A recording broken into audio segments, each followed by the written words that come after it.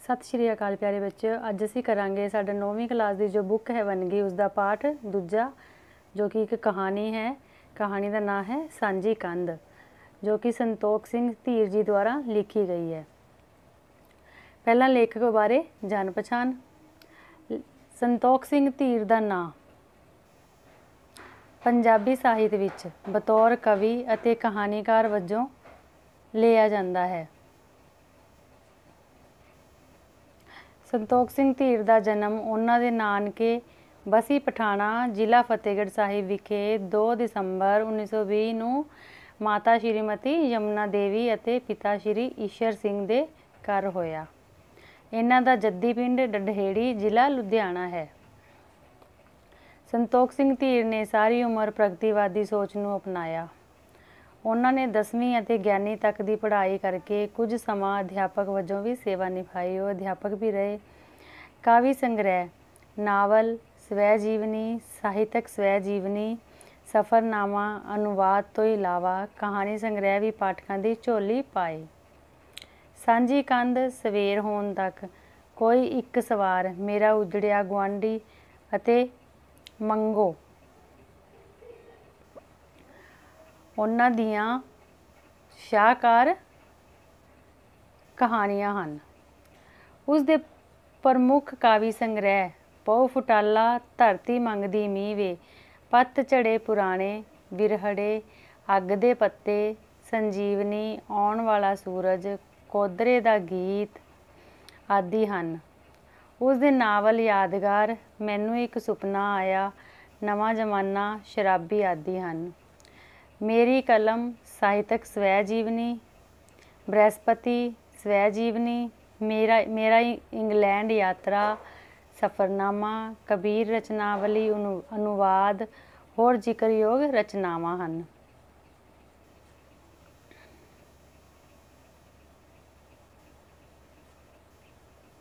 कहानी खेतर विच उन्हां दी प्रसिद्धि उन्हां दे कहानी संग्रह सिटियां दी छां, सवेर होने तक, सांझी कंध, शराब दा गिलास, ऊषा भैन जी चुप हन, पक्षी आदि नाल होई। पक्षी कहानी संग्रह नूं 1996 ईस्वी विच साहित्य अकादमी दिल्ली वालों पुरस्कार प्राप्त होया। भाषा विभाग पंजाब ने आप नूं श्रोमणी पंजाबी साहित्य पुरस्कार नाल सन्मानित किया।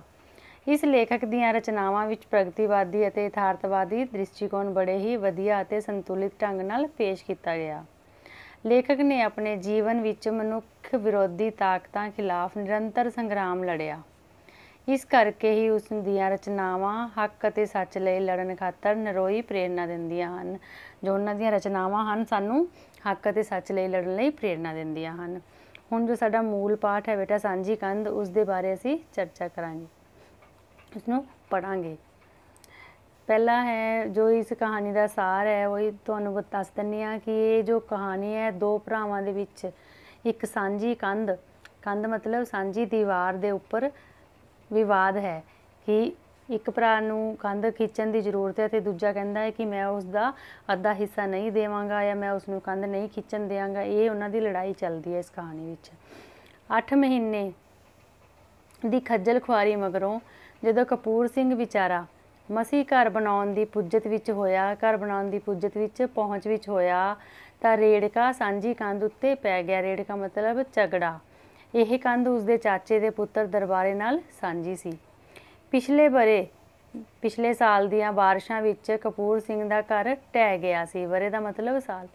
उंज तां किन्ने ही घर ढह गए सन, वैसे तां किन्ने ही घर डिग गए सन या ढह गए सन, पर कपूर सिंह दे घर दा ढहना पिंड विच सब तो वड्डी दुर्घटना सी।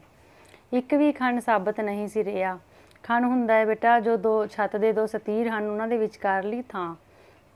शतीर तुसीं समझदे हो जो वड्डे वड्डे बाले हुंदे हन लकड़ी दे जो छत विच पाए हुंदे हन, जिन्हां दे उपर छत टिकी हुंदी है ते उस तो बाद छोटियां छोटियां जो लकड़ी दीयां बल्लियां पाईयां हुंदियां हन ओह खंड हुंदे हन विचाले। पैसे वल्लों कपूर सिंह अगे ही कमज़ोर सी। खबरे किवें अंदरे अंदर अपनी कबीलदारी तोड़दा सी। पहलां वो मकान वास्ते करजे लई जिले के दफ्तरां विच धक्के खांदा रहा। उत्थे वजीरां दीयां सिफारिशां चलदियां सन। हार के उहनूं 10 विघे भो बै करनी पई। उसनूं जो अपनी 10 विघे जमीन सी ओह बेचनी पई। किन्ना चिर किन्ना कुछ चिर बेगाने घरां विच टब्बर रुलदा रहे। उसका जो परिवार से भी किन्ना चिर किसी दूजे के घर विच रहिंदा रहे। इट्टां सुटा लईआं, सीमेंट भी दा भी बंदोबस्त बन गया, पर जद तक दरबारे नाल गल ना खोली जावे तां काम किवें शुरू हो सकदा सी। सामने गली सी, किसे दा रोला नहीं सी। सज्जे पासे दी कंध चाची राम कौर नाल सांझी सी।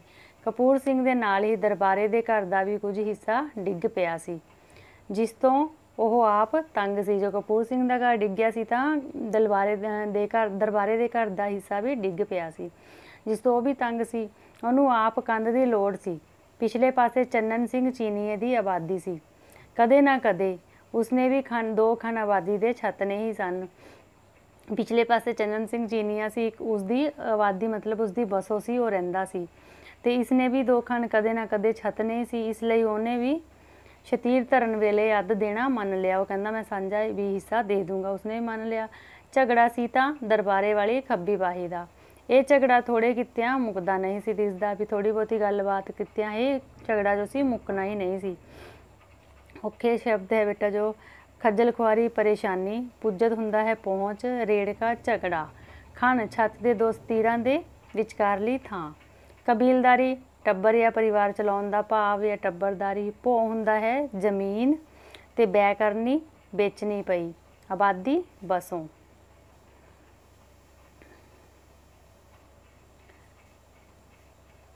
ਇੱਕ ਦੋ ਵਾਰੀ ਕੰਧ ਕਰਨ ਲਈ ਕਪੂਰ ਸਿੰਘ ਨੇ ਦਰਬਾਰੇ ਨੂੰ ਆਖਿਆ, ਪਰ ਉਸ ਨੇ ਕੋਈ ਹੂੰ ਹਾਂ ਨਾ ਕੀਤੀ, ਸਗੋਂ ਰੁੱਖਾ ਜਵਾਬ ਦਿੰਦਿਆਂ ਕਿਹਾ, ਜਦ ਕੰਧਾਂ ਦੇ ਸਮੇਂ ਆਉਣਗੇ ਕੰਧਾਂ ਦੇਖੀਆਂ ਜਾਣਗੀਆਂ।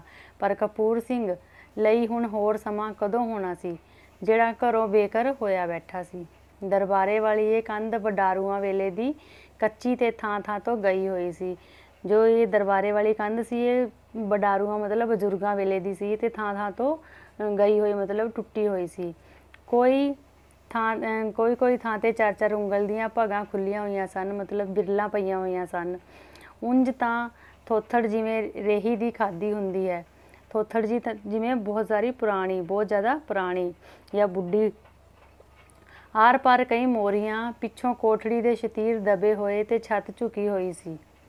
ਲੋੜ ਅਸਲ ਵਿੱਚ ਦਰਬਾਰੇ ਨੂੰ ਵੀ ਕੰਧ ਦੀ ਓਨੀ ਹੀ ਸੀ ਜਿੰਨੀ ਕਪੂਰ ਸਿੰਘ ਨੂੰ। ਨਵੀਂ ਕੰਧ ਮਾੜੀ ਵੀ ਕਿਸ ਨੂੰ ਰਹਿੰਦੀ, ਵੇ ਜੇ ਨਵੀਂ ਕੰਧ ਬਣਦੀ ਉਹ ਮਾੜੀ ਵੀ ਕਿਸ ਨੂੰ ਰਹਿੰਦੀ, ਪਰ ਬਹਾਨੇ ਲਈ ਇੱਕ ਲੇਖੇ ਉਹਨੂੰ ਇਹ ਕੰਧ ਬਿਨਾਂ ਸਰਦਾ ਵੀ ਸੀ। ਪਰ ਬਹਾਨਾ ਲਗਾਉਣ ਲਈ ਉਸਨੂੰ ਸਰਦਾ ਵੀ ਸੀ, ਕਿਉਂਕਿ ਉਹਦੇ ਕੋਲ 2 ਘਰ ਸਨ। ਇਸ ਪੁਰਾਣੇ ਕੋਠੇ ਵਿੱਚ ਤਾਂ ਉਹਦਾ ਕੱਖ ਕੰਡਾ ਤੇ ਡੰਗਰ ਬੱਛਾ ਹੁੰਦਾ ਸੀ।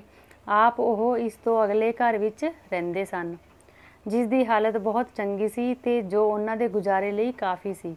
ਪਰ ਕਪੂਰ ਸਿੰਘ ਨੂੰ ਤਾਂ ਕੰਧ ਬਣਾਏ ਬਿਨਾਂ ਕਿਸੇ ਤਰ੍ਹਾਂ ਵੀ ਨਹੀਂ ਸੀ ਸਰਦਾ। ਸਰਦਾ। ਨਵੇਂ ਘਰ ਉੱਤੇ ਜਿਸ ਨੇ ਨਵੇਂ ਸਿਰਿਓਂ ਪੈਸਾ ਲਾਉਣਾ ਹੋਵੇ ਉਹ ਹੁਣ ਕੱਚੀ ਵੀ ਕਿਉਂ ਰੱਖੇ। ਤਿੰਨਾਂ ਪਾਸਿਆਂ ਦੀਆਂ ਕੰਧਾਂ ਪੱਕੀਆਂ ਨਿਕਲਦੀਆਂ ਸਨ। ਇਸ ਚੌਥੀ ਨੂੰ ਕੱਚੀ ਰੱਖ ਕੇ ਉਹ ਮਕਾਨ ਦੀ ਜਖਣਾ ਵੀ ਕਿਵੇਂ ਪੁੱਟ ਲਵੇ। ਜਖਣਾ ਪੁੱਟਣਾ ਬੇਟਾ ਕੰਮ ਖਰਾਬ ਕਰਨਾ ਜਾਂ ਬੁਰਾ ਹਾਲ ਕਰ ਲੈਣਾ। ਪੱਕੀਆਂ ਕੰਧਾਂ ਉੱਤੇ ਕਦੇ ਚੁਬਾਰੇ ਵੀ ਬਣ ਸਕਦੇ ਸਨ। ਜੇ ਉਹ ਕੰਧਾਂ ਪੱਕੀਆਂ ਕੱਢਦਾ ਤੇ ਕਦੇ ਉਹਨਾਂ 'ਤੇ ਚੁਬਾਰੇ ਵੀ ਪਾ ਸਕਦਾ ਸੀ। ਕੱਚੀਆਂ ਤੇ ਬੋਦੀਆਂ ਕੰਧਾਂ ਦੇ ਅੱਗੇ ਹੱਥ ਥੋੜ੍ਹੇ ਲੱਗੇ ਹਨ। ਜੋ ਕੱਚੀਆਂ ਤੇ ਬੋਦੀਆਂ ਕੰਧਾਂ ਹਨ ਉਹਨਾਂ ਦੀ ਥੋੜ੍ਹੀ ਨਾ ਉਹ ਹੈ ਕਿ ਉਹ ਟਿਕਣਗੀਆਂ, ਉਹ ਤਾਂ ਡਿੱਗ ਹੀ ਜਾਣੀਆਂ ਨੇ ਕਦੇ ਨਾ ਕਦੇ।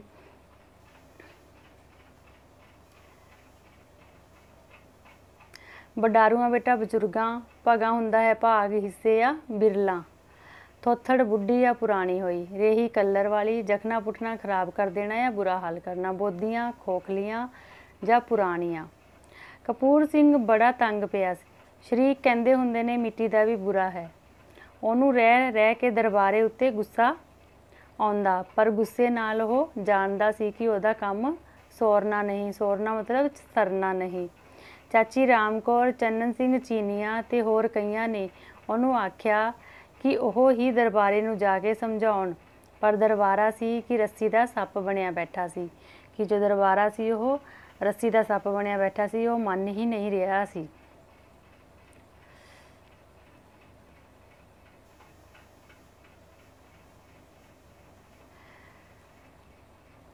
गली गुआंढ मित्र प्यारा। जद किसी नूं भी आई गई ना दित्ती तां ਉਹਨੇ सोचिया कि एक बार फिर ਉਹ आप जाके दरबारे नूं समझावे, खबरे कोई गल ਉਹਦੀ अकल विच आ ही जाए, कि पता वो समझ ही जाए। अगली सवेर ਉਹਨੇ दरबारे दे बूहे अगे थोड़ा ओहल के आवाज़ मारी। उसने काली नाल दरबारे दे, ओहल का मतलब बेटा काली नाल, उसने दरबारे दे घर दे अगे जाके काली नाल आवाज़ मारी। अंदरों कुड़ी ने दस्सिया कि वह हुणे पटवारी वल गया है। कपूर सिंह मगरे तुर पिया। उत्थे ही दो आदमियों के सामने गल करनी जोग समझी, जोग भी उसने सही समझी, दो आदमी अगे गल करनी। जांदे नूं अगे राम रतन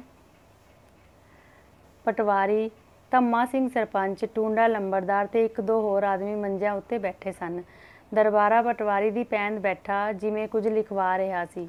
कपूर सिंह ने सारिਆਂ ਨੂੰ ही सांझे मन के दरबारे नूं धीरज नाल आख्या, भाई दरबारा सियां कंध दा फेर हुण किकन करना है, किकन करना है भी हुण उसदा किस तरह करना है, किवें करना है, किहड़ी कंध।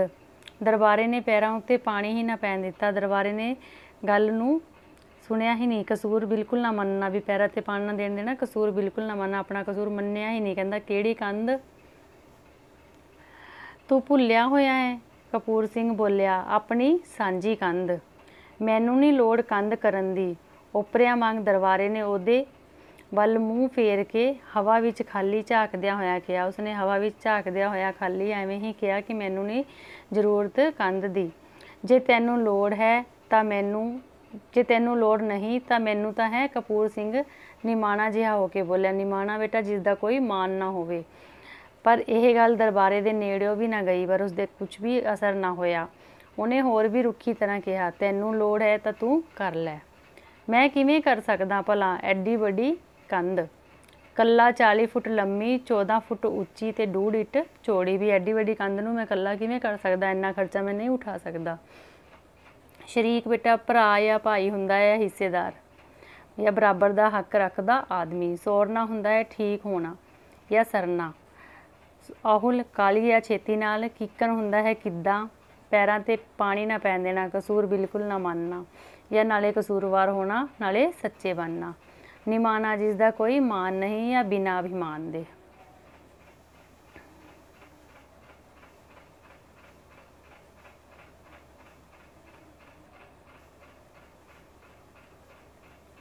फिर मेरे सिर सान है। सान का मतलब एहसान।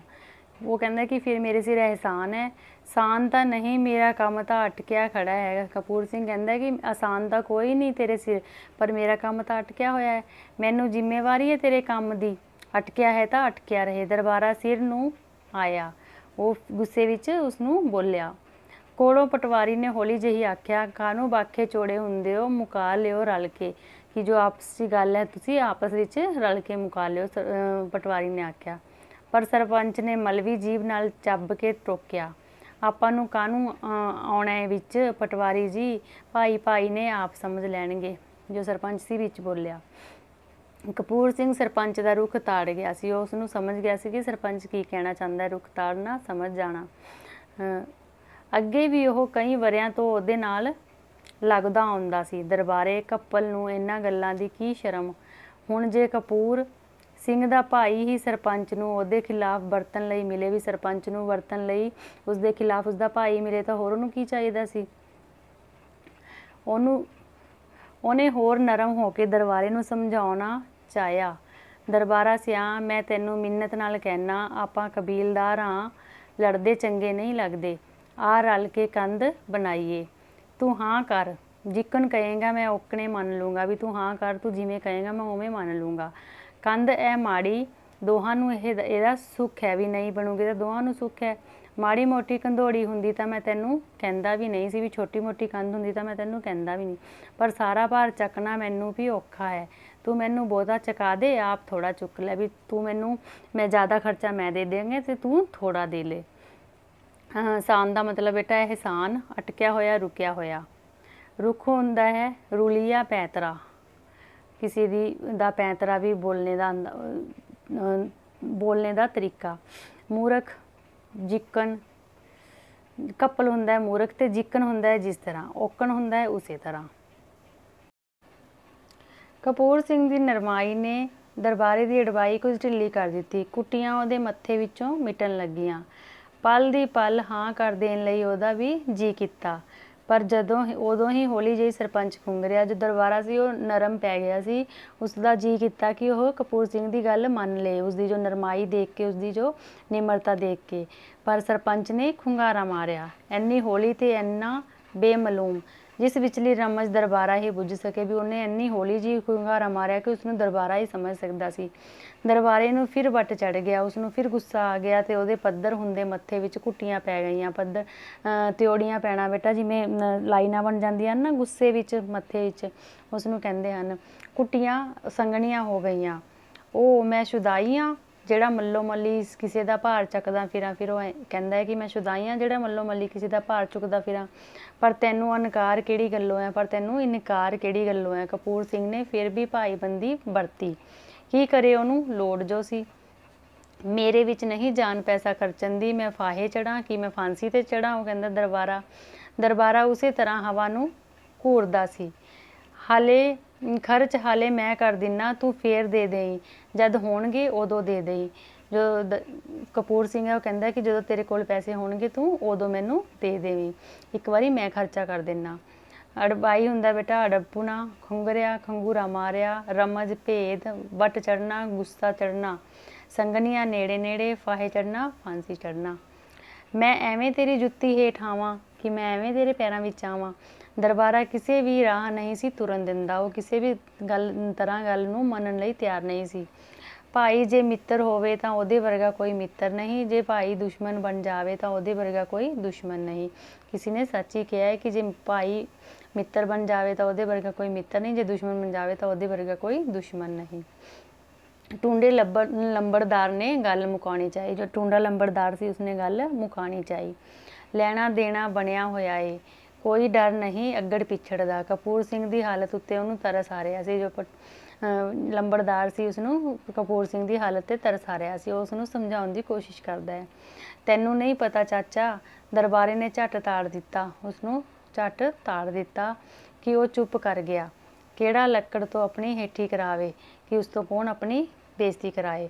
ਕਪੂਰ ਸਿੰਘ ਦੁਖੀ ਹੋ ਗਿਆ ਸੀ, ਕੀ ਕਰੇ ਤੇ ਕੀ ਨਾ ਕਰੇ। ਉਹ ਇਹ ਬੇਈਮਾਨ ਕਿਸੇ ਪਾਸੇ ਦੀ ਨਹੀਂ ਮੰਨਦਾ।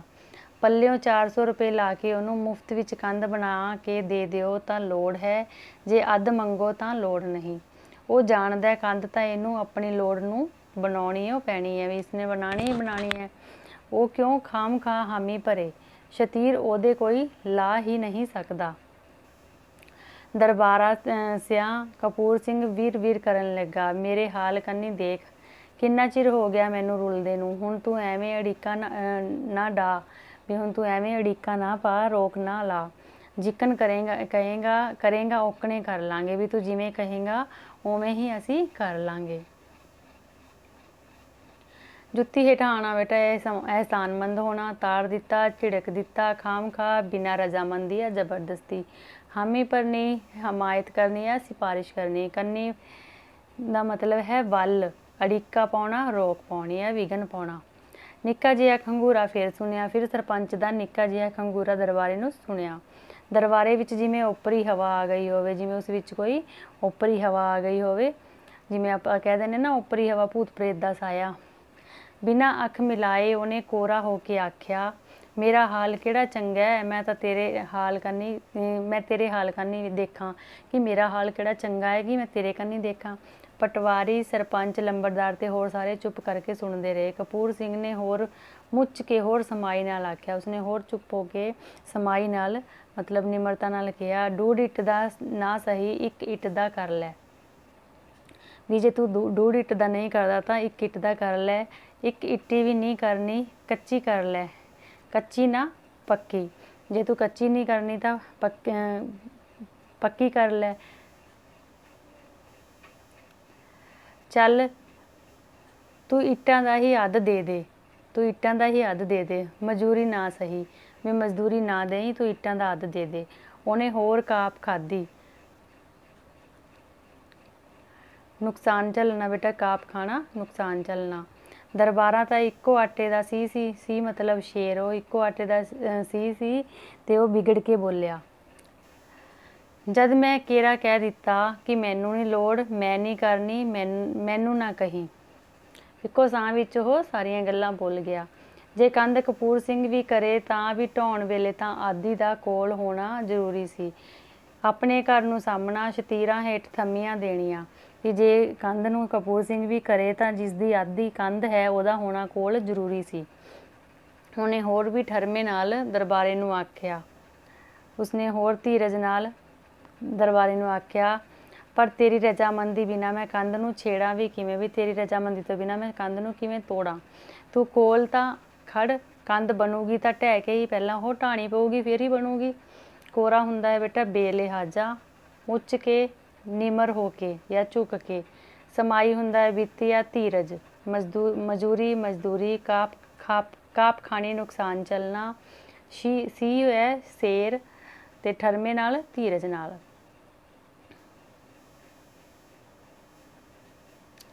मैं तो सरदार जी अग नहीं लाउण जांदा कंध नूं, तू कहना कोल खड़, कहंदा मैं नहीं आउंदा।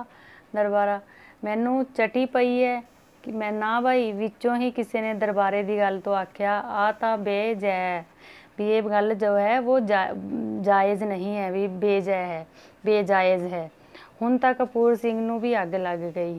ਉਹਨੂੰ ਕਹਿੰਦੇ ਨੇ ਇਹਨੂੰ ਕਹਿੰਦੇ ਨੇ ਸ਼ਰੀਕ। ਉਹਨੇ ਦਿਲ ਵਿੱਚ ਆਖਿਆ, ਬੰਦਾ ਕਿੱਥੋਂ ਕੁ ਸਬਰ ਕਰਦਾ ਰਹੇ। ਤਾਂ ਵੀ ਉਹ ਤੱਤ ਨੂੰ ਮਾਰ ਕੇ ਆਪ ਥੋੜਾ ਤੇਜ਼ ਹੋ ਕੇ ਬੋਲਿਆ, ਜੇ ਮੈਂ ਬਣਾ ਲਾਂ ਤਾਂ ਤੂੰ ਸ਼ਤੀਰ ਤਾਂ ਨਹੀਂ ਧਰੇਗਾ ਮੇਰੀ ਕੰਧ ਉੱਤੇ, ਕਿ ਜੇ ਮੈਂ ਕੰਧ ਬਣਾ ਲਾਂ ਤਾਂ ਉਸ 'ਤੇ ਸ਼ਤੀਰ ਤਾਂ ਨਹੀਂ ਧਰੇਗਾ। ਸ਼ਤੀਰ ਧਰਨੋਂ ਮੈਨੂੰ ਕਿਹੜਾ ਹਟਾ ਸਕਦਾ, ਦਰਬਾਰੇ ਨੇ ਕਿਹਾ। ਮੈਂ ਮਾਲਕ ਹਾਂ ਕੰਧ ਦਾ। ਦਰਬਾਰੇ ਨੇ ਹਿੱਕ ਥਾਪੜੀ। ਤੇਰੇ ਇਕੱਲੇ ਦੀ ਹੈ ਕੰਧ, ਮੇਰੀ ਨਹੀਂ, ਤੂੰ ਬਹੁਤਾ ਮਾਲਕ ਹੈ। ਜੇ ਭਖੇ ਨਾ ਕਪੂਰ ਸਿੰਘ ਤਾਂ ਕੀ ਕਰੇ। ਦਰਬਾਰੇ ਨੇ ਉਲਟੀ ਹੋਰ ਤੜੀ ਮਾਰੀ। ਮੈਂ ਤਾਂ ਸਰਦਾਰ ਜੀ ਤੇਰੇ ਉੱਤੇ ਅਰਜੀ ਦੇਣੀ ਆ ਕਿ ਤੂੰ ਭਾਲਦਾ ਅੱਧ। ਤੇਰਾ ਕੋਠਾ ਢਹਿਣ ਨਾਲ ਕੰਧ ਹੋ ਗਈ ਨੰਗੀ। ਜੇ ਮੀਆਂ ਵਿੱਚ ਨੰਗੀ ਕੰਧ ਮੇਰਾ ਕੋਠਾ ਲੈ ਕੇ ਬਹਿ ਗਈ ਤਾਂ ਕੌਣ ਜ਼ਿੰਮੇਵਾਰ ਹੈ। ਤਾਂ ਦਰਬਾਰਾ ਕਹਿੰਦਾ ਕਿ ਮੈਂ ਤਾਂ ਤੇਰੀ ਅਰਜੀ ਦੇਣੀ ਹੈ ਕਿ ਤੂੰ ਤੇਰੀ ਵਜ੍ਹਾ ਨਾਲ ਮੇਰਾ ਜੋ ਹੈ ਕੋਠਾ ਡਿੱਗ ਪਏਗਾ, ਕਿਉਂਕਿ ਤੇਰਾ ਘਰ ਤੇਰੀ ਕੰਧ ਡਿੱਗੀ ਤਾਂ ਮੇਰਾ ਘਰ ਦਾ ਨੁਕਸਾਨ ਹੋਇਆ। ਹੁਣ ਤਾਂ ਕਪੂਰ ਸਿੰਘ ਹੋਰ ਵੀ ਭੜਕ ਪਿਆ। ਤੂੰ ਲਾ ਲਈ ਜਿਹੜਾ ਜ਼ੋਰ ਲਾਉਣਾ ਹੈ, ਮੈਂ ਜਾਣਦਾ ਵਕੀਲ ਤੇਰੇ ਅੰਦਰ ਬੋਲਦਾ। ਅਰਜੀ ਦੇਊ ਇਹ ਨਗੋਰਾ ਮੇਰੇ ਉੱਤੇ। ਹੁਣ ਗਿਣ ਗਿਣ ਕੇ ਲਈ ਤੂੰ ਹਰਜਾਨਾ ਮੇਰੇ ਕੋਲੋਂ ਹਵੇਲੀ ਦਾ। ਚੱਲ ਮੈਂ ਢਾਉਣਾ ਕੰਧ, ਆ ਤੂੰ ਹਟਾ ਮੈਨੂੰ। ਜੋ ਕਪੂਰ ਸਿੰਘ ਸੀ ਹੁਣ ਗੁੱਸੇ ਵਿੱਚ ਬੋਲਣ ਲੱਗਿਆ, ਚਟੀ ਹੁੰਦਾ ਬੇਟਾ ਜੁਰਮਾਨਾ। ਦਰਬਾਰਾ ਭਾਵੇਂ ਕਪੂਰ ਸਿੰਘ ਤੋਂ ਕੁਝ ਛੋਟਾ ਸੀ, ਸਰੀਰ ਦਾ ਵੀ ਲਿੱਸਾ ਤੇ ਅੱਗੇ ਕਦੇ ਉਹਦੇ ਸਾਹਮਣੇ ਇਉਂ ਨਹੀਂ ਸੀ ਬੋਲਿਆ। ਲਿੱਸਾ ਮਤਲਬ ਕਮਜ਼ੋਰ, ਪਰ ਚੁੱਕ ਬੁਰੀ ਹੁੰਦੀ ਹੈ। ਚੁੱਕ ਜੋ ਹੈ ਬੁਰੀ ਹੁੰਦੀ ਹੈ। ਚੁੱਕ ਮਤਲਬ ਕਿਸੇ ਦੀ ਸਿਖਾਈ ਹੋਈ ਸੀਖ। ਦਰਬਾਰਾ ਉੱਠ ਕੇ ਖੜਾ ਹੋ ਗਿਆ ਤੇ ਬਾਹਾਂ ਝਾੜਦਾ ਗੜਕੇ ਨਾਲ ਬੋਲਿਆ, ਤੂੰ ਹੱਥ ਲਾ ਜਾ ਕੇ ਕੰਧ ਨੂੰ। ਨੇੜੇ ਹੀ ਸੀ।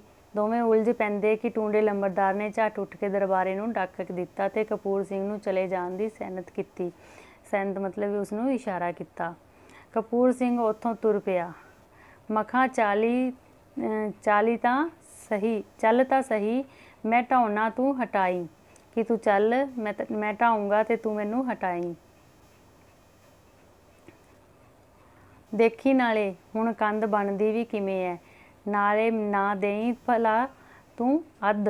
ਪਟਵਾਰਖਾਨੇ ਦਾ ਬੂਹਾ ਲੰਘਦਿਆਂ ਉਹ ਕਹਿ ਰਿਹਾ ਸੀ, ਜੋ ਕਪੂਰ ਸਿੰਘ ਸੀ ਉਹ ਕਹਿ ਰਿਹਾ ਸੀ, ਚਟੀ ਹੁੰਦਾ ਬੇਟਾ ਜੁਰਮਾਨਾ, ਸਬਰ ਹੁੰਦਾ ਹੈ ਹੌਸਲਾ, ਹਿੱਕ ਥਾਪੜ ਨਹੀਂ ਵੰਗਾਰਿਆ, ਤੜੀ ਫੋਕਾ ਰੋਬ ਜਾਂ ਧੌਂਸ, ਡੀਕ ਹਰਜਾਨਾ ਹੁੰਦਾ ਹੈ ਹਾਨੀ ਜਾਂ ਘਾਟਾ, ਲਿੱਸਾ ਕਮਜ਼ੋਰ, ਗੜਕੇ ਨਾਲ ਉੱਚੀ ਆਵਾਜ਼ ਵਿੱਚ ਤੇ ਸੈਨਤ ਹੈ ਇਸ਼ਾਰਾ। ਸਤਿ ਸ਼੍ਰੀ ਅਕਾਲ ਬੇਟਾ। ਜੇ ਤੁਹਾਨੂੰ ਵੀਡੀਓ ਚੰਗੀ ਲੱਗੀ ਹੋਏ ਤਾਂ ਇਸ ਨੂੰ ਲਾਈਕ ਕਰ ਦੇਣਾ, ਸ਼ੇਅਰ ਕਰ ਦੇਣਾ ਤੇ ਸਬਸਕ੍ਰਾਈਬ ਕਰ ਲੈਣਾ। ਚੈਨਲ ਨੂੰ ਸਬਸਕ੍ਰਾਈਬ ਕਰ ਲੈਣਾ।